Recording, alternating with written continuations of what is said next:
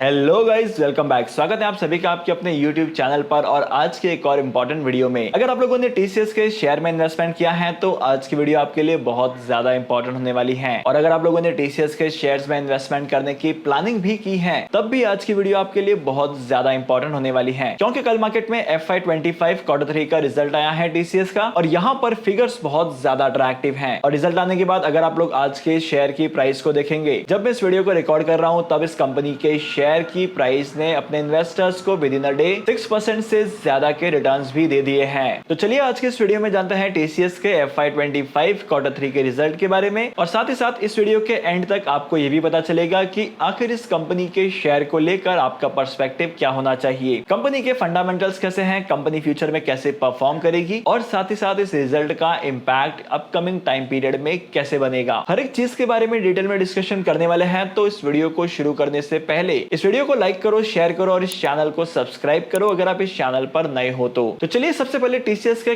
FY25 के Q3 के results को देख लेते हैं। अब अगर आपको शॉर्ट में जानना है तो इस वीडियो को चेकआउट करो, 40 सेकंड में पता चल जाएगा। तो सबसे पहले नेट प्रॉफिट की बात की जाए तो कंपनी को 12,380 करोड़ का नेट प्रॉफिट हुआ है, which is 12% higher than the previous value. मतलब पिछले साल के कंपैरिजन में ये 12% ज्यादा है। और सबसे बड़ी बात तो यह है कि जितना एक्सपेक्टेशन किया था उस एक्सपेक्टेशन के आसपास का अमाउंट ही आया है। नंबर 2, रेवेन्यू की बात की जाए तो कंपनी का रेवेन्यू का फिगर आया है 63,973 करोड़ का, which is 6% more than previous. अगर आप लास्ट ईयर के फिगर्स को देखेंगे तो लास्ट ईयर का फिगर 60,530 करोड़ के आसपास का है। अब TCS के इन्वेस्टर्स के लिए खास बात यह है कि TCS ने अपने इन्वेस्टर्स के लिए 10 रुपीज का इंटरिम डिविडेंड और 66 रुपीज का स्पेशल डिविडेंड अनाउंस किया है। इसका मतलब यह है कि TCS के Q3 के रिजल्ट के बाद इन्वेस्टर्स को 76 रुपीज मिलेंगे पर शेयर एज अ डिविडेंड। लेकिन आखिर इतनी ग्रोथ के पीछे के रीजन क्या है? अगर आप लोग करंटली मार्केट को देखेंगे तो मार्केट में बहुत सारी कंपनीज नेगेटिव परफॉर्म कर रही हैं, लेकिन उन सभी कंपनीज के कंपैरिजन में TCS की परफॉर्मेंस काफी अट्रैक्टिव है। इसके पीछे के दो इंपॉर्टेंट रीजन हैं। नंबर 1, TCS का जो टोटल कॉन्ट्रैक्ट वैल्यू का साइज है वो टोटल कॉन्ट्रैक्ट वैल्यू का साइज इंक्रीज हुआ है और इसी इंक्रीज की वजह से TCS के पास बहुत ज्यादा बिजनेस आया है और इसीलिए कंपनी के रेवेन्यूज बढ़े हैं और रेवेन्यू बढ़ने की वजह से कंपनी के शेयर की प्राइस भी ग्रो कर रही है। इसके अलावा नंबर 2, कंपनी के टोटल कॉन्ट्रैक्ट वैल्यू का जो रेशियो है, प्रोपोर्शन है, वो भी काफी ज्यादा अट्रैक्टिव है। कंपनी के टोटल कॉन्ट्रैक्ट वैल्यू का जो फिगर है वो टोटल 10.2 बिलियन तक पहुंच चुका है। और इसी के साथ साथ अगर बिल टू बिल रेशियो की बात की जाए तो बिल टू बिल रेशियो भी काफी अट्रैक्टिव है, विच इज 1.4। इसके अलावा TCS अलग अलग सेगमेंट में काम करता है और जिस जिस सेगमेंट में काम करता है वहां से भी अट्रैक्टिव प्रॉफिट जनरेट हुए हैं। और ये समझने के लिए आपको TCS का बिजनेस स्ट्रक्चर समझना बहुत ज्यादा जरूरी है। अब अगर सेगमेंट वाइज ग्रोथ की बात की जाए तो कंज्यूमर बिजनेस ग्रुप से 1.1% की growth, energy resources and utilities से 3.4% के आसपास की ग्रोथ। अगर रीजनल मार्केट को देखेंगे तो रीजनल मार्केट से 40% के आसपास की ग्रोथ होती है और BFSI के सेगमेंट से TCS की ग्रोथ 30.5% के आसपास होती है। और इसके अलावा अगर टोटल बिजनेस ग्रोथ के फिगर को देखेंगे तो टोटल बिजनेस ग्रोथ का figure year on year basis पर 0.90% से इंक्रीज हुआ है। लेकिन अगर आप लोग life science and health care के सेगमेंट को देखेंगे तो यहाँ पर कंपनी का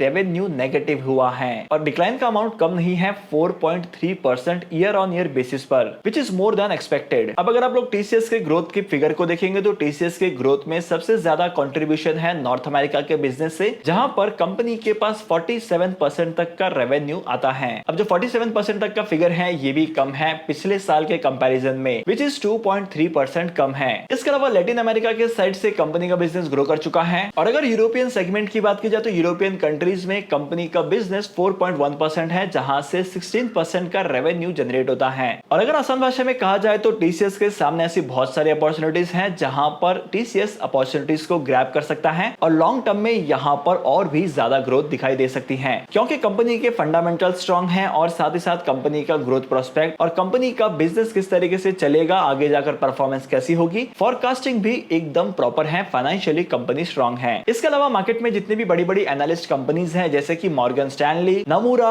और गोल्डमैन सैक जैसी कंपनीज, इन सभी के एनालिसिस का मानना है कि कंपनी के शेयर की प्राइस में ग्रोथ आएगी। और अगर आप लोग लॉन्ग टर्म के लिए इन्वेस्टमेंट करते हैं तो आप लोगों को यहां पर इन्वेस्टमेंट करना चाहिए। और अगर आप लोग लॉन्ग टर्म के लिए इन्वेस्टमेंट करते हैं तो आपको लॉन्ग टर्म में अट्रैक्टिव रिटर्न्स दिखाई देते हैं। और अगर आप लोग लॉन्ग टर्म के लिए इन्वेस्टमेंट करते हैं तो इन कंपनी का मानना है कि आपके इन्वेस्टमेंट के पोर्टफोलियो में इन कंपनीज के शेयर बहुत अच्छा परफॉर्म करेंगे। अब अलग अलग रिसर्च कंपनीज की अपनी अपनी रिपोर्ट है, जहां पर कंपनीज का मानना है कि उस पर्टिकुलर कंपनी के शेयर 10% से ग्रो करेंगे, 20% तक ग्रो करेंगे, 30% तक ग्रो करेंगे। लेकिन कभी भी इन्वेस्टमेंट करने से पहले आपको आपकी खुद की रिसर्च करनी है, या तो आपको अपने फाइनेंशियल एडवाइजर्स के साथ कांटेक्ट करना है और उसके बाद में इन्वेस्टमेंट करना है। आई होप कि आज की इस वीडियो का पर्पस फुलफिल हो गया है और आपको पता चल गया है टीसीएस के रिजल्ट्स के बारे में, और इसी के साथ साथ आपको आइडिया भी लग चुका होगा कि टीसीएस के शेयर को लेकर क्या करना चाहिए। If you are having any questions, अगर आपका कोई सवाल है तो कमेंट करो। तो फिर मिलते हैं अगली वीडियो में नए टॉपिक के साथ, एक इंटरेस्टिंग टॉपिक के साथ। तब तक के लिए signing off, happy investing and good bye.